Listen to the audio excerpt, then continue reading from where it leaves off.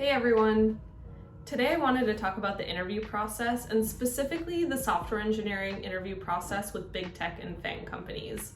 Now, I know this is a source of frustration for a lot of people, especially because they have to relearn data structures and algorithms, something that you've probably done in college, or if you took a boot camp or you're learning how to code by yourself, it's something you may have to learn from scratch. And I know that can be a frustrating process. I had to go through that as well, and there were definitely some pros and cons that I saw. So today I just wanted to give my 2 cents on why I think there are some pros to this process, but also why I do understand the legitimacy of a ton of these cons as well. Again, this is just my own opinion. I'm sure other people will have a different opinion of why they might like or dislike this process. But let's just get started. Also, before I forget, if you're a new viewer, feel free to like and subscribe. I'd really appreciate it if you were able to do that. It helps me out a lot. So I'll just get started with the pros. The first pro that I see to this interview process, and specifically learning data structures and algorithms, is that there aren't really any curveballs. You're pretty much given an instruction manual on exactly what you need to know for these different interviews. What I mean by that is, a lot of these companies, Facebook, Google, Microsoft, etc., they typically give you a lot of instructions in an email during that interview process, and you can also just go online to kind of understand what types of questions are asked at these interviews. I know that Reddit has a lot of insight in terms of what exactly people are getting as questions in the interview process, whether that's specific questions for the initial phone screen, the second round interview, or even that final round interview. Now, I'm not allowed to give out any specific questions that I had in any of my interview processes, but it's pretty easy to find online what they're looking for. Another thing is, if you use a site like LeetCode, you can definitely see that the breakdown of questions by category is pretty well organized. So for example, if you write down a list of all the categories that you have weaknesses on or that you want to study, so let's say in terms of data structures, you want to understand more on trees and graphs, or let's say you don't quite understand how a hash map works. So if you write those concepts down, there's tags on LeetCode that you can use in order to find those specific questions. And then you can also filter by difficulty. So it's more so a matter of preparation and organization on your part to understand and pinpoint what weaknesses you have, and then just utilize the sites that are available for free to most people to then go and actually look at those questions, drill into those questions, and understand what's going on. I use LeetCode, and I also ended up using AlgoExpert.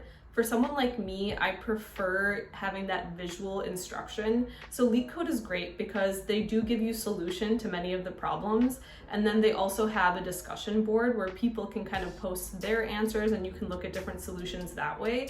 But for me, I preferred having visuals or tutorials, and AlgoExpert really gave me that. So they actually do a lot of that organization process where they pick specific questions for specific categories.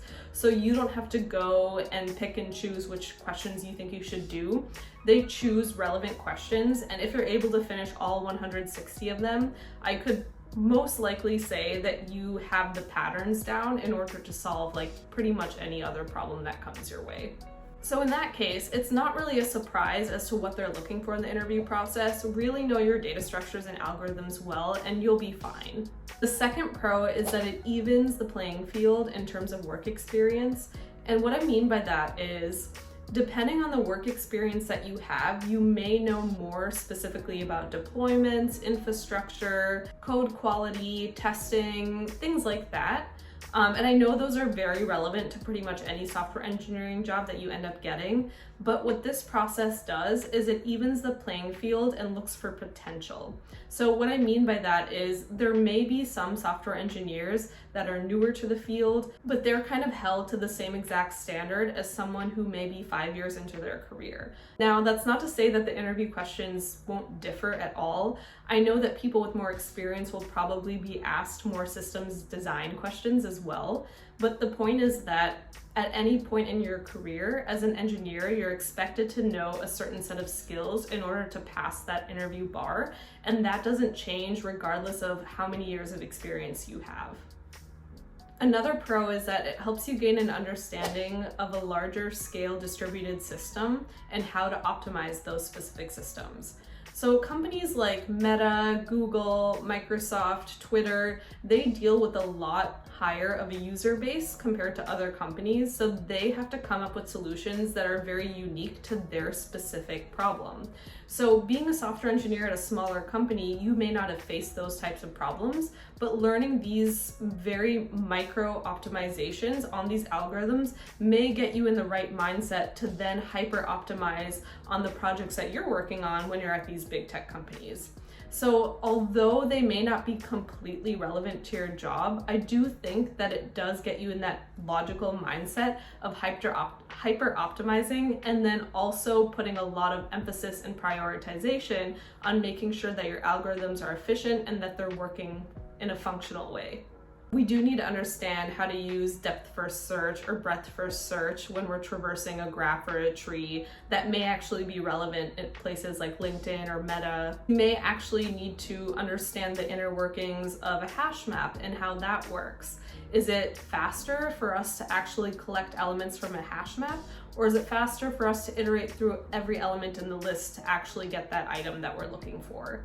So little optimizations, and I guess they're not actually little optimizations, at a large scale they're huge optimizations, are pretty important in your day-to-day work at these big tech companies. Okay, so those are the pros that I came up with. Now on to the cons.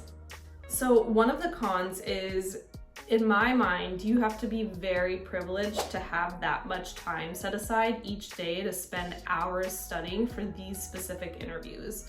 So before, as one of the pros, I talked about regardless of how much experience you have as a software engineer, they're looking for the same thing at every level in terms of understanding your data structures and algorithms. So that evens the playing field between types of software engineers, right? So like you have an entry-level software engineer or a lead software engineer, and they're both expected to know how to traverse a graph or how to use a hash map or what a trie is, for example. But one of the downfalls of that is that you can't actually study or prepare based on your work experience. That's something that you do 8 hours a day, you go to work, and simultaneously you're technically preparing or studying for your interviews by doing well at your job. So in this case, you have to actually put aside time on the side to learn these data structures and algorithms that you may not use on your day-to-day activities on the job. So while that may level the playing field in some aspects, it also makes it a lot harder for people who have families, people who have other obligations outside of work, or just don't have the time to study for these data structures and algorithms interviews. It also really biases these tech companies towards hiring younger people because typically, and I'm saying this in general, obviously this isn't every single individual, but younger people have less responsibilities or less obligations, so they may have more time to actually study for these interviews. Let's say you have a family and you have kids. It may be a lot more difficult to find the time to actually study, and you may not have the mental bandwidth to actually learn all of these things just for an interview. So another con is the relevance to your actual job. And I know I kind of touched on that in the pros as well. This is a lot more complex. It's not really black and white. So one of the pros that I had mentioned was in these specific environments at FAANG or big tech companies, you're typically working with large-scale distributed systems. So knowing how these data structures and algorithms work could actually really help. But the reality of it is a lot of these functionalities are abstracted away in libraries. So you're more than likely going to have to understand how it works, but you may not actually implement it. You may just pull in a library into your application and use that for a specific reason, but you may not actually have to create like a prefix tree or a trie, for example. You may just end up pulling the relevant library and then utilizing that accordingly. So in terms of relevance to job, I'll let you know, in the future I'm planning on having some interviews with big tech employees. I'm also going to be starting at a big tech company next year, so I'll keep you posted on if I think that the interview process helped me at all with my day-to-day activities on the job.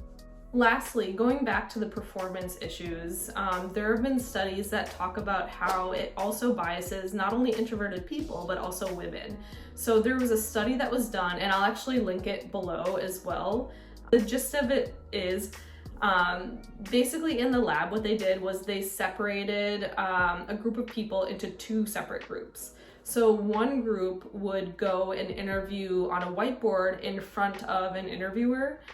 The other group would have like a piece of paper and a pen, or they could use their laptop. They would go into a room separately and then work on the problem. They had the same exact amount of time. And then when they came back, all of the women in the group that had to perform in front of an interviewer failed that interview. All of the women that actually had to go, write on a piece of paper or use a laptop with the same amount of time but code by themselves passed the interview. So that study basically showed that coding ability has nothing to do with your performance or your ability to show someone, and in this case the interviewer, how good you are at coding. So in my mind, there are quite a few gaps in this interview process. To summarize, I don't think that the entire thing is a wash. There are some pros to it, as I had mentioned before, but I think it could be really modified to be more inclusive and benefit society as a whole versus just zeroing in on a certain population that benefits off of these types of performance interviews. But I'm curious to hear more about your own experiences with these types of interviews.